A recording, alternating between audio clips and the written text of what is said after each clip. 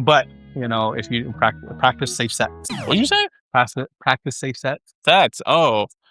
What the hell are we talking about here, dude? Hey guys, I'm Musa. And I'm Jose. And we are Ironwig. And today, we're playing This or That with our club.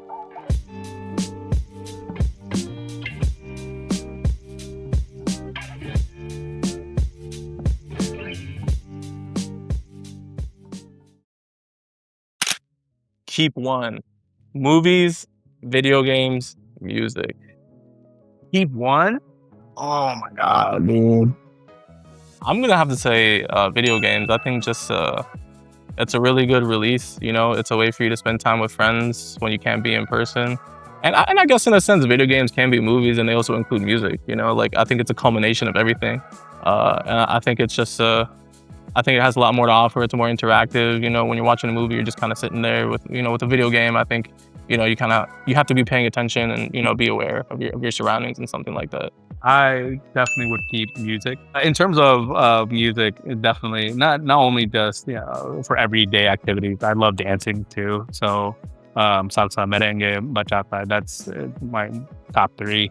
I feel like without that, I wouldn't have a good time. Counter. You can just play DDR.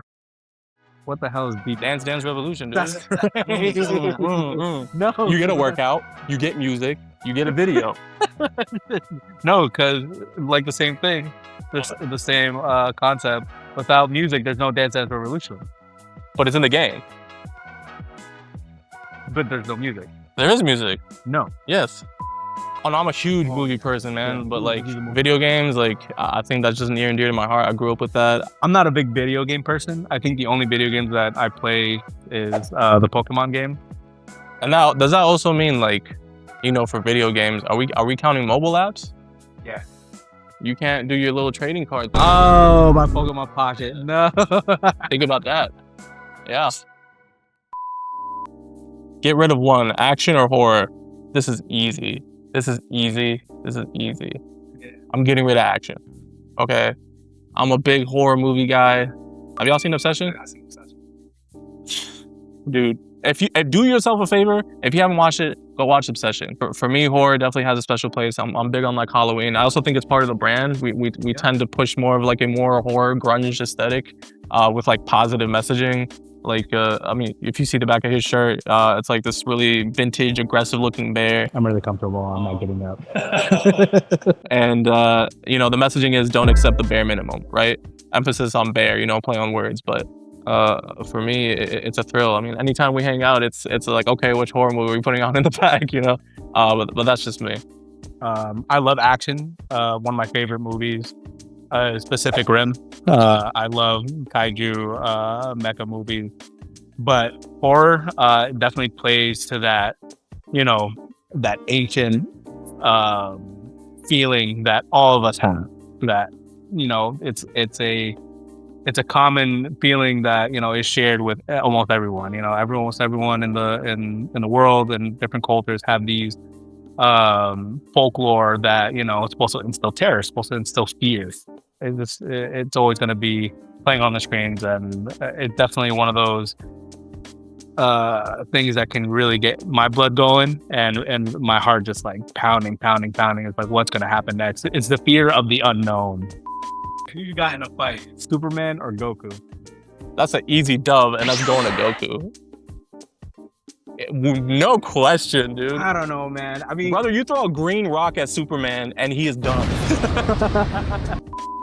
Yes, Goku is amazing. There's no cap for it. You know what I'm saying? But there's also no cap for Superman. There is a cap for Superman. Oh, there is, man. He gets his power from the sun. Yeah, Goku's gonna destroy the sun just to kill him?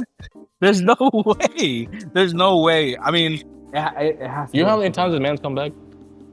To the Dragon Ball. Yeah. Yeah, his other friends gotta go get it. Because why? Because we need Goku. World Tournament, y'all seen that, right? Come on. All right, what is it? UI? Huh? Yeah, Ultra Instinct Goku? Yeah. I think Superman is flawed, though. You know what I mean? Like, he's the kind of guy where, like, I think he lets his emotions rattle him a bit.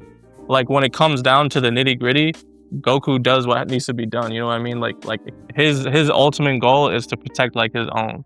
I think Superman can be selfish and opinionated in that fact. You know what I mean? Goku almost got slimed by Black Frieza. So the key word in that sentence is almost. Oh. Yeah. I thought you were gonna say black. No, I'm gonna go Goku. I say Goku 100%. I stand by that. I'm gonna have to go Superman. So yeah. What do you say, man? You tiebreaker. Goku. My man. There it is. Working out with a friend or working out solo? I personally like to work out solo. I did get a friend involved with me. I think it's nice to see like when you're able to help somebody and you see the results kind of speak for themselves. But at the same time, it's like, then you gotta wait for that person, and then you just want to. Sometimes you just want to get through your set or get and go about your day. I don't like sharing, but working out solo, I've been working out by myself for at least like for about 10 years now. Whenever I do see my friends, it's very nice to see them. But are they jumping in with me during my sets? Not always. Sometimes it happens. Do I enjoy having another person benching with me? It throws me out of whack, but when I'm by myself, everything is running smoothly as it should. People who don't put away their weights in the correct spots, or people who put the plates back on when it's like the slot is for like a 10-pound and they put like the 25-pound plate or exactly. 45-pound plate. What are we doing? What are we doing? Like if I'm looking at you and you've been on your phone for like more than, I'll be generous, more than like 7 minutes, and you haven't started your next set, that's kind of like, you're being inconsiderate of everybody else, I think. Like, I don't eat a big meal before the gym. Otherwise, I'm gonna chug. I eat 6 boiled eggs and 6 Sour Patch Kids before the gym, and I'm just unstoppable. He did not mention the eggs. What do you think I was gonna say? I just thought you were talking about the straight up. Oh no. Either oatmeal or banana before the gym, but if it's my SBD day where I'm doing squat, bench, and deadlift, that's when I try to have like a bigger meal, whether if it's like a breakfast sandwich, just to have that extra the extra carbs in me, just to get through the workout. Unlimited time or unlimited money? You know what?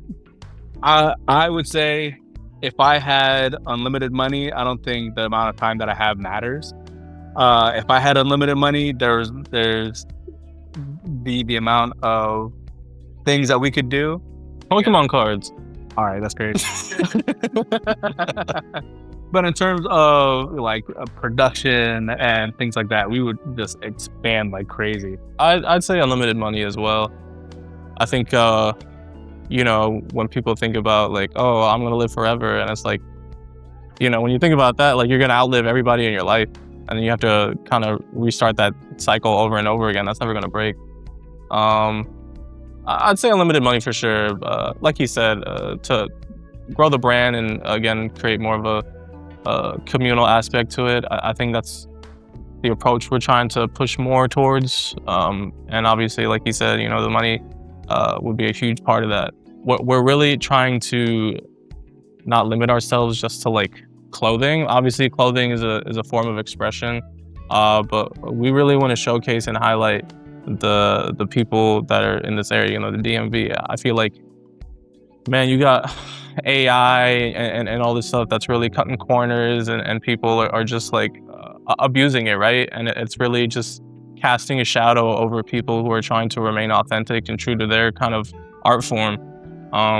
So I think just having a space that we could provide for people, I mean, just like this, like we thought it was going to be like a photo studio, like a JCPenney kind of thing, to be honest. But like even being here, you feel comfortable, you feel like you're where you want to be. So I would say that's probably the first potential purchase I would make. I don't know about you. I would definitely open up a gym in the name of Iron Wave for sure, and have it accessible.